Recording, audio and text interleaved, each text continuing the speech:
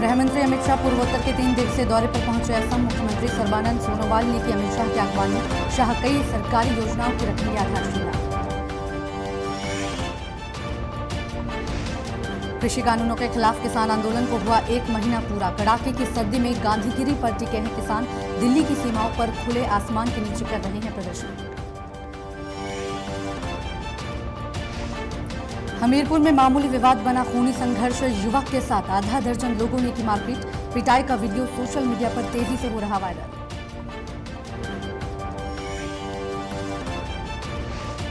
हाथरस में सदर कोतवाली पुलिस ने 2 गांजा तस्करों को किया गिरफ्तार। आरोपियों के पास से 5 किलो गांजा बरामद। आरोपियों को भेजा गया जेल।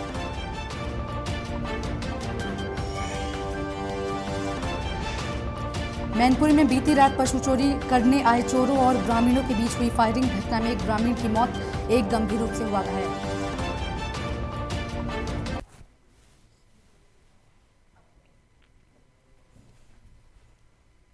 नमस्कार, स्वागत है आपका। आप देख रहे हैं लोकमंच और मैं हूं आपके साथ आफरीन। बलिया में पीपा पुल के उद्घाटन करने जा रहे पूर्व बसपा नेता को पुलिस ने बीच रास्ते में रोककर नजरबंद कर दिया है। आपको बता दें कि मंत्री को रोके जाने की सूचना मिलने पर कार्यकर्ताओं ने भारी आक्रोश यहां पर उनके ऊपर देखने को मिला है। वहीं कार्यक्रम के मुख्य अतिथि रहे पूर्व मंत्री बसपा नेता अंबिका चौधरी की अनुपस्थिति में आयोजककर्ता बीजेपी मंत्री उपेंद्र तिवारी ने पुल का यहां पर उद्घाटन किया है। वहीं उपेंद्र तिवारी ने बताया कि हमने अपने निजी और गांव के लोगों से चंदा लेकर पुल बनवाया है, जिसका उद्घाटन पूर्व मंत्री अंबिका चौधरी से करना चाहते थे।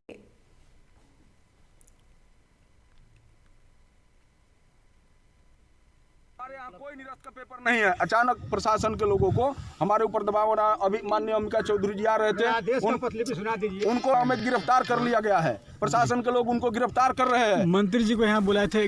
मैंने अंबिका चौधरी जी को इस पुल का उद्घाटन करने के लिए बुलाया था। कहाँ है वो? अभी वो आ रहे थे, गाजीपुर से आ रहे थे। उनको रास्ते में प्रशासन के लोग रोक दिए हैं, उनको गिरफ्तार कर रहे हैं। हमारे ऊपर डीएम एसपी सबसे सुबह का फोन आ रहा है। इसी बीच बड़ी खबर लखनऊ से है। आपको बता दें कि लखनऊ पुलिस को बड़ी सफलता हासिल हुई है। डीके ठाकुर के निर्देश पर यह कार्रवाई की गई है, जहां पर डीसीपी, एडीसीपी और एसीपी ने ये बड़ी और अहम कार्रवाई यहां पर करते हुए प्लॉट बेचने के नाम पर ठगी करने वाले आरोपी को गिरफ्तार कर लिया है। साथ ही आपको बता दें कि यहां से 4 आरोपियों को पुलिस ने गिरफ्तार किया है। तो बड़ी जानकारी आपको दे रहे हैं लखनऊ से, जहां पर पुलिस ने बड़ी सफलता हासिल की है। यहां पर डीसीपी, एडीसीपी और एसीपी की संयुक्त कार्रवाई से बड़ी सफलता पुलिस को मिली है। आपको बता दें कि प्लॉट बेचने के नाम पर ठगी करने वाले आरोपियों को यहां से पुलिस ने गिरफ्तार कर लिया है। बताया जा रहा है कि इस मामले में पुलिस ने 4 आरोपियों को गिरफ्तार किया है। तो बड़ी जानकारी आपको लखनऊ से दे रहे हैं।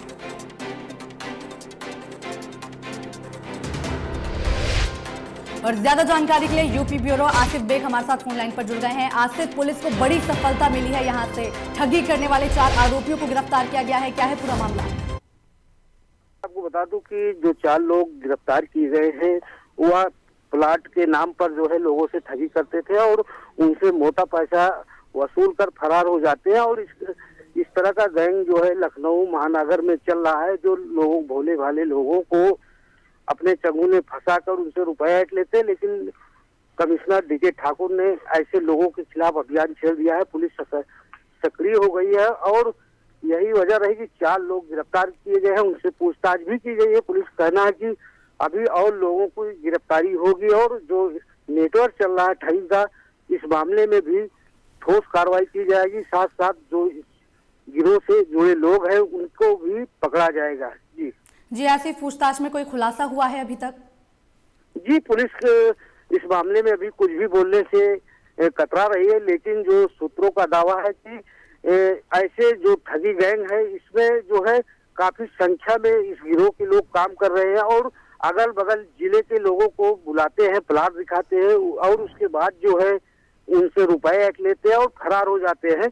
इस मामले में पुलिस का कहना है कि जो है आगे कड़ी कार्रवाई भी की जाएगी और जो इस गिरोह के लोग हैं उनको चिन्हित भी किया जा रहा है। और हालांकि जो है पुलिस जो है लगातार इस मामले के बाद काफी सतर्क और हो गई है। चलिए, बहुत बहुत शुक्रिया आसिफ तमाम जानकारी के लिए।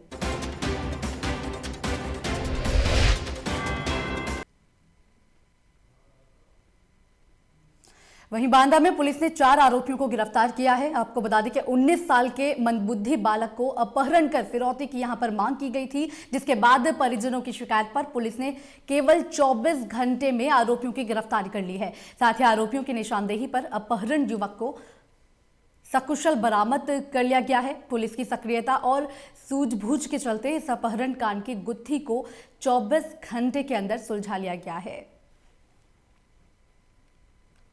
तो आपको बता दें कि यहां पर बड़ी सफलता बांदा पुलिस को मिली है, जहां पर कुछ बदमाशों ने एक मंदबुद्धि युवक को अपहरण यहां से कर लिया गया था, जिसके बाद 24 घंटे के अंदर पुलिस ने अपनी सूझबूझ से इस अपहरण किए गए युवक को सकुशल बरामद कर लिया है। इनका एक 19 वर्षीय बालक है, उसका नाम है शोभित पुरवार। ये मंदबुद्धि का बच्चा है। इनके घर के सामने ही रहने वाले एक राजेश कारीगर हैं, उन्होंने जो है इस बच्चे का अपहरण का प्लान बनाया और प्लान के तहत जो है इन्होंने अपने ससुराल, जिनकी ससुराल इलाहाबाद में है, वहाँ का एक राजेश सुमित शर्मा, उसको उन्होंने इसको यहाँ बुलाया और अपने और भतीजों के सहयोग से उस बच्चे का 23 तारीख को शाम के समय इसका अपहरण किया गया। बुलंदशहर में स्वास्थ्य विभाग की बड़ी लापरवाही सामने आई है, जहां एक महिला अस्पताल से छुट्टी होने के बाद कई घंटे बाद तक महिला अपनी नवजात बच्ची को लेकर एम्बुलेंस के लिए सड़क किनारे पार्किंग के पास ही खड़ी रही। बताया जा रहा है कि महिला ने कई बार एम्बुलेंस कर्मियों से घर छोड़ने की गुहार लगाई, लेकिन एम्बुलेंस कर्मी पैसे की मांग करने लगे, जिसके बाद महिला के पति ने प्राइवेट गाड़ी का बंदोबस्त कर महिला को घर पहुंचाया। वहीं मुख्य चिकित्सा अधिकारी भवतोष शंखधर ने मामला संज्ञान में आते ही पूरे प्रकरण की जांच शुरू करवा दी है।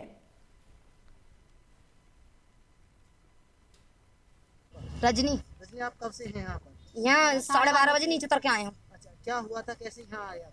ऊपर से आए, लड़की हुई, झच्चा लेके आए यहाँ पे। अच्छा, हाँ, तो उसके बाद में फिर घर नहीं गए? नहीं, घर नहीं गए हम। है? जब गाड़ी वाले लेके नहीं जा रहे तो हम कहाँ से जाएं? क्या कह रहे हैं एम्बुलेंस? ये कह रहे हैं कि चाय पानी को पैसा चाहिए हमें। और क्या हुआ, लड़की है का लड़का में लड़की है, क्या हमें तय नहीं है, अभी नहीं जा रहे हैं। हम पे नंबर तो ना है, लेकर गए वो दो जने। हाँ, वही कह रहे चाय पानी को पैसे चाहिए। लड़की नहीं है इसलिए मना कर दिया? हाँ, कैसी तबीयत है? हाँ, एम्बुलेंस का ड्राइवर कह रहे चाय पानी को। और ज्यादा जानकारी के लिए बुलंदशहर से हमारे संवाददाता संजीव हमारे साथ फोन लाइन पर जुड़ गए हैं। संजीव, स्वास्थ्य विभाग की लापरवाही सामने आई है, पूरी जानकारी दीजिए। अस्पताल का है, जहाँ एक स्वास्थ्य विभाग की बहुत बड़ी लापरवाही सामने आई है और महिला की डिलीवरी की होने के बाद घंटों बाद जब उसकी छुट्टी हुई तो वो एम्बुलेंस के इंतजार में अस्पताल के गेट पर पड़ी रही और अस्पताल के परिजनों ने फोन द्वारा एम्बुलेंस को बुलाया गया, लेकिन एम्बुलेंस कर्मी सिर्फ ये पूछते थे कि आपके लड़का हुआ या लड़की, और उसके उपरांत वह चले जाते थे। क्योंकि परिजनों का आरोप है कि उन्होंने कहा कि उनसे मांगा गया है कि जो खर्चा पानी है वो आपको दे दिया जाएगा, लेकिन उसके बाद भी परिवारजनों का आरोप है कि वो एम्बुलेंस लेकर नहीं गए, सिर्फ इस वजह से कि उस लड़की हुई है उसके। अब ये बहुत बड़ी त्रासदी है कि इतने बड़े देश में महिला बेटी होना एक जुर्म हो गया, जिसकी वजह से अस्पताल से एम्बुलेंस तक नहीं मिल पा रही है।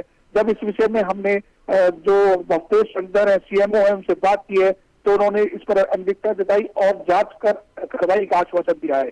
लेकिन कई बार घटना ऐसी देखी जाती है कि एम्बुलेंस कर्मियों की जो कहीं ना कहीं सवालिया निशान लगते हैं, केवल एक जांच पर भरोसा दिया जाता है कि जांच की जाएगी और कार्रवाई की जाती है, और जांच होने के बाद ही कोई कार्रवाई नहीं होती है। अगर होती है तो वो सिर्फ एक स्वीकार नाम के लिए जांच होती है। जी संजीव, इस तरह की लापरवाही दोबारा ना हो, इसके लिए क्या कुछ कदम उठाए जा रहे हैं? जी, जो सीएमओ है अस्पताल के, जब उन्होंने कहा है कि जो भी इस पर दोषी है उस पर कड़ी कार्रवाई की जाएगी, सिर्फ उन्होंने इस बात का कहकर अपना पल्ला झाड़ लिया। चलिए, बहुत बहुत शुक्रिया संजीव तमाम जानकारी के लिए।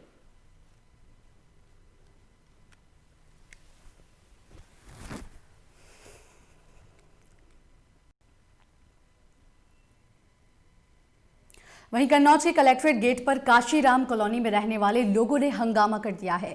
मामला छिबरामऊ कोतवाली के काशीराम कॉलोनी का है। पीड़ितों का आरोप है कि बिजली विभाग से कर्मी कोरोना काल में बिजली विभाग कर्मियों ने पैसे तो लिए हैं, लेकिन बिजली जमा करने की रसीद नहीं दी है। कुछ दिन पहले बिजली विभाग ने सब लोगों को लाखों रुपए बिजली बिल जमा करने का नोटिस कर दिया था, लेकिन नोटिस देखकर परेशान हुए लोग जब बिजली विभाग के अधिशासी अभियंता से मिले और जमा करने की रसीद दिखाई गई तो अधिकारी ने रसीद को फर्जी बताया और कहा कि आप लोगों का बिल नहीं जमा हुआ है और इसीलिए बिजली काट दी जाएगी।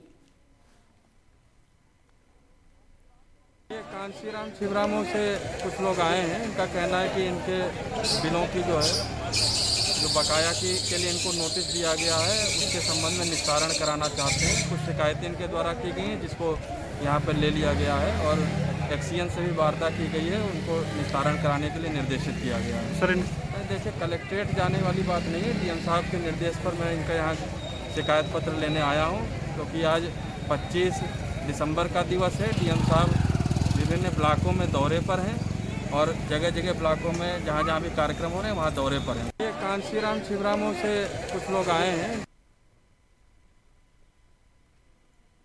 इसी बीच बड़ी खबर लखनऊ से सामने आ रही है। आपको बता दें कि इंस्पेक्टर गौदीन शुक्ला को लाइन हाजिर किया गया है। बड़ी जानकारी आपको दे रहे हैं लखनऊ से। मोहन लालगंज में सुजीत पांडे हत्याकांड के बाद ये गाज प्रशासन की तरफ से गिरी है। आपको बता दें कि आनंद शुक्ला को अब केसर बाग की कमान सौंपी गई है, साथ ही दीनानाथ को मोहन लालगंज की कमान सौंपी गई है। तो बड़ी जानकारी आपको दे रहे हैं लखनऊ से, जहां पर पुलिस प्रशासन की तरफ से बड़ी कार्रवाई की गई है। मोहन लालगंज में सुजीत पांडे हत्याकांड के बाद ये पुलिस कर्मियों पर ये गाज गिरती हुई नजर आ रही है। इंस्पेक्टर गौदीन शुक्ला को लाइन हाजिर कर दिया गया है, साथ ही आनंद शुक्ला को अब केसर बाग की कमान सौंप दी गई है। साथ ही आपको बता दें कि दीनानाथ को मोहन लालगंज की कमान सौंपी गई है।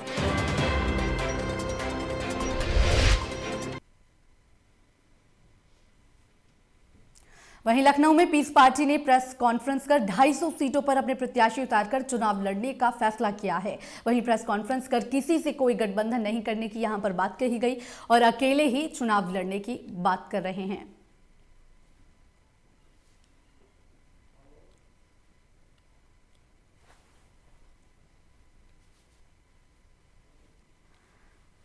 तो आपको बता दें कि लखनऊ में पीस पार्टी ने प्रेस कॉन्फ्रेंस की थी, जहां पर 250 सीटों पर अपने प्रत्याशी उतारकर अब यहां पर पीस पार्टी की तरफ से चुनाव लड़ने का ऐलान कर दिया गया है। आपको बता दें कि यहां पर पीस पार्टी की तरफ से प्रेस कॉन्फ्रेंस करते हुए किसी से कोई गठबंधन नहीं करने की बात कही गई है। साथ ही कहा गया है कि अकेले ही इस चुनाव में पीस पार्टी चुनाव लड़ेगी। अभी हम किसी से गठबंधन के मूड में नहीं है। हम ज़मीनी स्तर पर पूरी कुव्वत के साथ, पूरी मजबूती के साथ हम चुनाव लड़ेंगे, क्योंकि शिवपाल यादव की जो पार्टी है वो छोटे छोटे गठबंधन को लेके एक अपना जो है आने वाले चुनाव में लड़ने की तैयारी कर रही है। क्या आपका ऐसा उद्देश्य है? नहीं, हमारा ऐसा कोई उद्देश्य नहीं है। हम ज़मीनी स्तर पर बिल्कुल मुकम्मल तैयार हैं और पूरी मजबूती के साथ चुनाव लड़ेंगे। इस बीच बड़ी खबर लखनऊ से है। आपको बता दें कि तेज रफ्तार का कहर यहां पर देखने को मिला है। तेज रफ्तार ट्रक ने बाइक सवार को भीषण टक्कर मार दी है। बताया जा रहा है कि हादसे में बाइक सवार व्यक्ति गंभीर रूप से घायल हो गया है। साथ ही आपको बता दें कि सपा नेता राहुल सिंह ने अस्पताल में उन्हें भर्ती यहां पर कराया है। पॉलीटेक्निक चौराहे पर यह घटना हुई है। तो बड़ी जानकारी आपको दे रहे हैं लखनऊ से, जहां पर तेज रफ्तार के कहर से एक बाइक सवार गंभीर रूप से घायल हो गया है। बताया जा रहा है कि तेज रफ्तार ट्रक ने एक बाइक सवार को भीषण टक्कर मार दी थी। इसके बाद इस घटना में बाइक सवार व्यक्ति गंभीर रूप से घायल हो गया है। आपको बता दें कि घटना के बाद सपा नेता राहुल सिंह ने घायल व्यक्ति को अस्पताल में इलाज के लिए भर्ती करवाया है। साथ ही ये पूरी घटना पॉलीटेक्निक चौराहे की बताई जा रही है।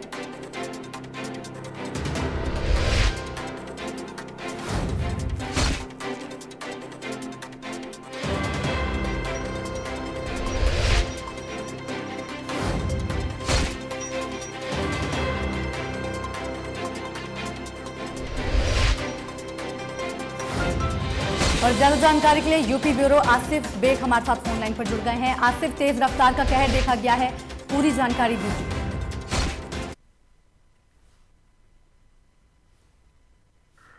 ताजा मामला जो है पॉलिटेक्निक चौराहे का है, जहां पर तेज रफ्तार ट्रक ने बाइक सवार को टक्कर मार दी और टक्कर से जो है बाइक सवार गंभीर रूप से घायल हो गया। हालांकि जो है मौके पर समाजवादी पार्टी के नेता राहुल सिंह जो है पहुंच गया और घायल को अस्पताल पहुंचाया, जहां पर उसका इलाज चल रहा है।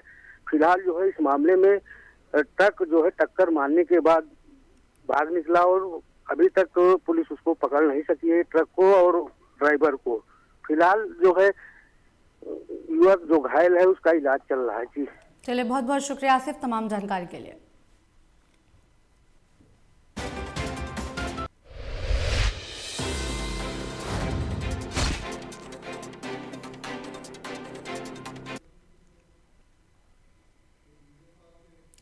मिर्जापुर के चुनार तहसील के सोनपुर में किसान संगठन से जुड़े कार्यकर्ताओं ने किसान आंदोलन के पक्ष में विरोध स्वरूप थाली बजाकर प्रदर्शन किया है। आपको बता दें कि भारतीय किसान यूनियन जिलाध्यक्ष सिद्धार्थ के नेतृत्व में थाली पीटकर विरोध प्रदर्शन यहां पर किया गया, जहां प्रदर्शन के दौरान जिलाध्यक्ष का कहना है कि किसान आंदोलन पिछले 1 महीने से चल रहा है, बावजूद इसके सरकार कृषि कानून को रद्द नहीं कर रही है, जिसके विरोध में पूरे देश में किसानों ने थाली बजाकर अपना विरोध दर्ज करवाया है। आज तो हम लोगों का कार्यक्रम हो रहा है पूरे देश में थाली बजाने का काम। 26 नवंबर से जो किसान लगभग महीने भर से दिल्ली के बॉर्डर सील करके मोदी सरकार से मांग कर रहे हैं कि जो काला कानून है वापस 3 कृषि कानून वो वापस लिया जाए, नहीं तो समझ लीजिए हम लोग जाने वाले नहीं हैं। उसके विरोध में और जो सैकड़ों संगठन है उन्होंने आदेश किया है कि मोदी जी 7 साल से अपनी बात मन की बात सुना रहे हैं, आज किसानों की बात सुने, हम लोग मन की बात नहीं सुने। इसी बीच बड़ी खबर औरैया से सामने आ रही है। विद्यालय निरीक्षक हृदय नारायण त्रिपाठी को यहां से निलंबित कर दिया गया है। यूपी सरकार ने गंभीर आरोपों को चलते ये फैसला लिया है। DIOS कार्यालय लिपिक संतोष बाबू भी निलंबित कर दिए गए हैं। मृतक आश्रित कोटे में नियुक्ति को लेकर रिश्वत मांगी गई थी, साथ ही वायरल वीडियो पर यूपी सरकार ने ये कार्रवाई की है। तो बड़ी जानकारी आपको दे रहे हैं औरैया से, जहां पर मृतक आश्रित कोटे में नियुक्ति को लेकर रिश्वत मांगने का वीडियो वायरल हुआ था, जिस पर अब प्रशासन की यहां पर गाज गिरी है। सरकार की तरफ से बड़ा फैसला लिया गया है, जहां पर विद्यालय निरीक्षक हृदय नारायण त्रिपाठी को इस मामले में कार्रवाई करते हुए निलंबित कर दिया गया है। और इसी के साथ आपको बता दें कि DIOS कार्यालय लिपिक संतोष बाबू भी निलंबित कर दिए गए हैं।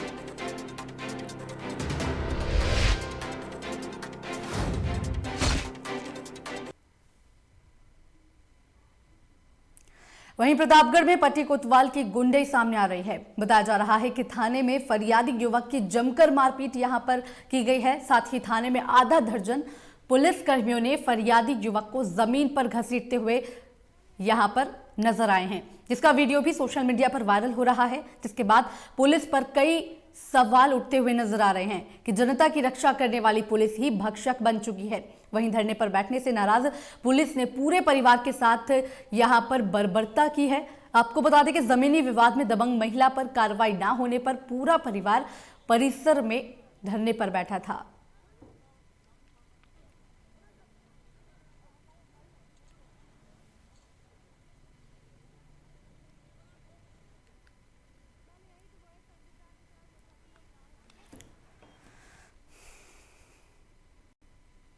इसी बीच बड़ी खबर मेरठ से सामने आ रही है। बदमाशों के हौसले यहां पर लगातार बुलंद देखने को मिल रहे हैं। ज्वेलर्स के मकान में लाखों की डकैती को इन चोरों ने अंजाम दिया है। बताया जा रहा है कि छत के रास्ते से घर में दाखिल ये बदमाश हो गए थे, जिसके बाद ज्वेलर्स के मकान में लाखों की यहां पर चोरी इन्होंने की है। गाजियाबाद क्राइम ब्रांच की टीम बताकर घटना को यहां पर अंजाम दिया गया है। पिस्टल की नोक पर परिवार के लोगों को बंधक यहां पर बना लिया गया था। साथ ही 11 लाख नकदी और लगभग आधा किलो सोने पर इन बदमाशों ने हाथ साफ कर लिया है। जानकारी पाकर अब इस मामले को लेकर पुलिस मौके पर पहुंच चुकी है। जांच पड़ताल पुलिस लगातार इस मामले को लेकर कर रही है। थाना नौचंदी क्षेत्र के एल ब्लॉक का मामला बताया जा रहा है। तो बड़ी जानकारी दे रहे हैं आपको मेरठ से, जहां पर बदमाशों ने एक ज्वेलर्स के मकान में लाखों की डकैती की है। पिस्टल की नोक पर परिवार को बंधक इन बदमाशों ने बना लिया था, जिसके बाद लाखों की चोरी यहां पर की गई और कई आभूषण लेकर यहां से ये बदमाश फरार हो गए हैं। बताया जा रहा है कि इन बदमाशों ने खुद को गाजियाबाद क्राइम ब्रांच की टीम बताया था, जिसके बाद इन बदमाशों ने ये बड़ी लूट को अंजाम दिया है।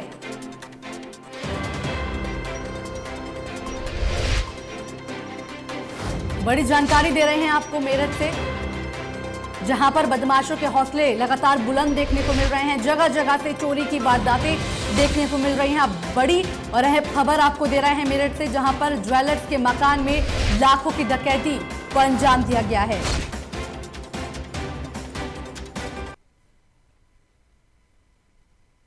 वहीं यूपी के सहारनपुर से शर्मनाक खबर सामने आई है। आपको बता दें कि थाना नगर कोतवाली के नरबस्ती में एक पिता ने अपनी बेटी का गला दबाकर उसे मौत के घाट उतार दिया। वही मामले की जानकारी पाते ही इलाके में हड़कंप मचा हुआ है, जिसके बाद बताया जा रहा है कि आरोपी को अपनी पत्नी पर शक था, जिसके चलते वह अपनी पत्नी के साथ मारपीट भी करता था और मासूम को अपनी बेटी नहीं मानता था। वहीं लोगों ने मामले की जानकारी पुलिस को दी है, जिसके बाद जानकारी पाकर पुलिस मौके पर पहुंची और आरोपी पिता को गिरफ्तार कर लिया गया। साथ ही बच्ची के शव को कब्जे में लेकर फिलहाल पोस्टमार्टम के लिए भेज दिया गया है। ये एक बहुत ही दुखद और बहुत गंभीर घटना है। थाना कोतवाली नगर के नूर बस्ती क्षेत्र में एक बच्ची, जो 1 साल की बच्ची थी, उसकी मृत्यु हुई है। बताया जाता है कि उसके पिता के द्वारा ही उसको चोट पहुंचाई गई है, जिसकी वजह से उसको जो आघात पहुंचा और उसकी मृत्यु हो गई 1 साल की बच्ची की। इसमें मृतका जो बालिका है, उसकी माताजी की तरफ से एक तहरीर प्राप्त हुई है और उसी के आधार पे एक अभियोग पंजीकृत किया जा रहा है। विवेचना से मृत्यु के सही कारणों का पता चलेगा। इसमें कठोर से कठोर कार्रवाई की जाएगी। ये एक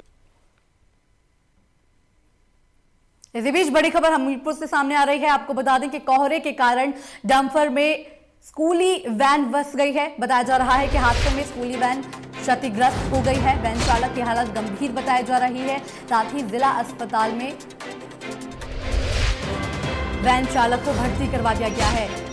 गोहान कस्बा के पास राठ उरई हाईवे की घटना बताई जा रही है। तो बड़ी जानकारी आपको हमीरपुर से दे रहे हैं, जहां पर कोहरे के कारण भीषण सड़क हादसा हो गया है।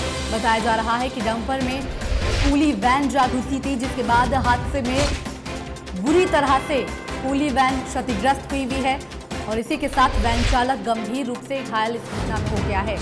बताया जा रहा है कि इलाज के लिए वैन चालक को अस्पताल में भर्ती करवा दिया गया है। और ज्यादा जानकारी के लिए हमीरपुर से हमारे संवाददाता मोहित हमारे साथ फोन लाइन पर जुड़ गए हैं। मोहित, कोहरे के कारण ये भीषण हादसा हुआ है, पूरी अपडेट दीजिए। देखिए, हम आपको बताएं, मामला हमीरपुर जिले के जरिया थाना क्षेत्र के गोहान गांव का है, जहाँ पे एक घने कोहरे का एक बड़ा हादसा होते होते बचा। अगर हादसे की बात करें तो एक स्कूली वैन है जो रात कस्बे में रहता है, स्कूल स्थित प्राइवेट स्कूल है, बस से आती है कस्बे से जो गाँव के बच्चे हैं वहाँ स्कूल से जाते हैं। और जब इस बच्चे को स्कूल घर लेने जा रही थी वैन, उस समय ओवरटेक करते समय एक खड़े डंपर में भिड़ गई, जिससे कि वाहन पूरी से क्षतिग्रस्त हो गया। और जिस समय ये हादसा हुआ उसमें बच्चा कोई मौजूद नहीं था, इस वजह से कोई घटना बड़ी नहीं हो पाई, पर ड्राइवर गंभीर हालत है, उसको जिला अस्पताल भर्ती कर दिया।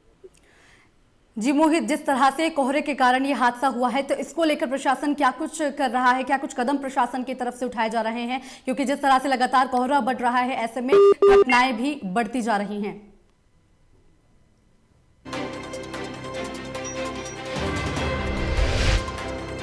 चलिए, बहुत बहुत शुक्रिया मोहित तमाम जानकारी।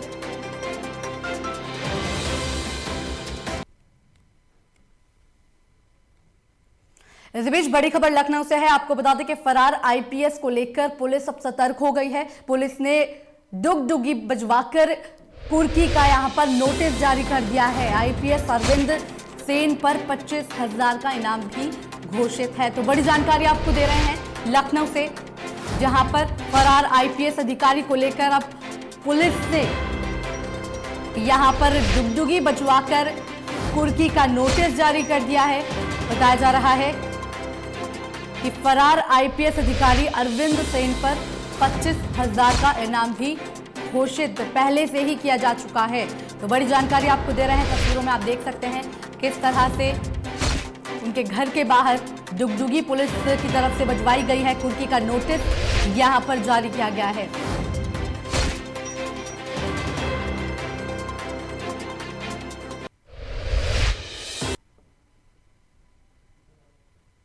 इसी के साथ फिलहाल इस बुलेटिन में इतना ही। बाकी तमाम खबरों के लिए देखते रहिए लोकमंच।